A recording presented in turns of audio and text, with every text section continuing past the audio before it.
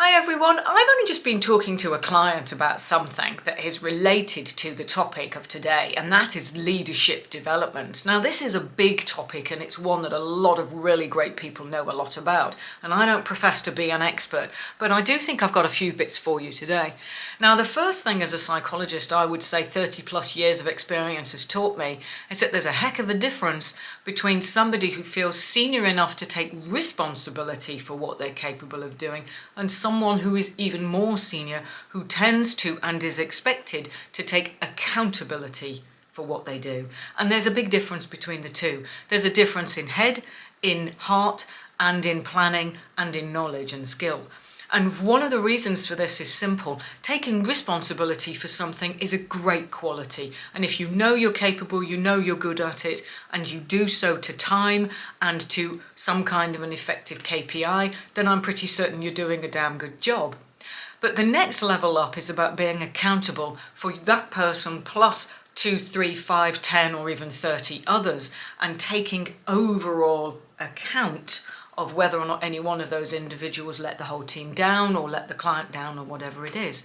And being able to actually respond with that bigger, more strategic overview is quite a big leap.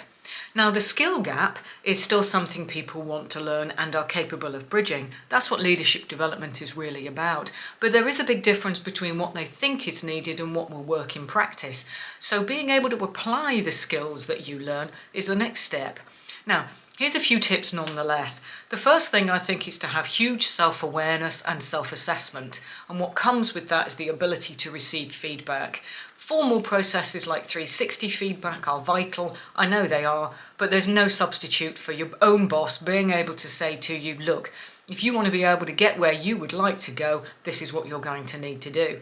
And for you to be able to hear that and translate it into practical action or things that you can apply. And really understanding what that is and then systematically going to work out how is one of the biggest keys.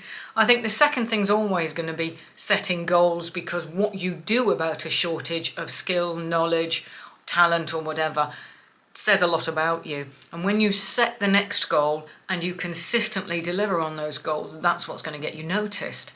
Now the third thing I think therefore is being prepared to undertake your own development, training, courses, books that you can read.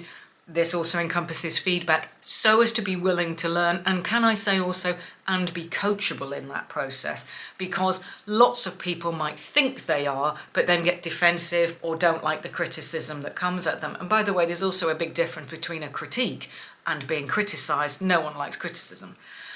But I think constructive critique gives you a guideline of where they want you to get to. And more than likely, if they're good at it, they'll position that for you. And then you can keep up the one-to-ones in order to say, okay, how am I doing?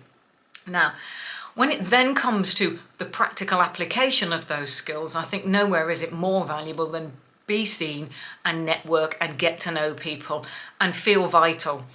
And of course, over and above all of that, you've got to feel motivated and rewarded for what you do. So there's actually quite a lot in it. And leadership training programs are a full-on development process. They're not a one-stop shop, and nor are they a quick fix. So do have a think. If you know that you need leadership development, there are lots of courses out there. If you know that there are a lot of people in your team who would benefit from it, then that's what a management development program is really about. So I hope this has been useful as a quick circuit round, few bits of food for thought, and I do hope that it's been, useful to the point where you'll put some of it into action. So take care, everyone. I'll be on again soon. Bye for now.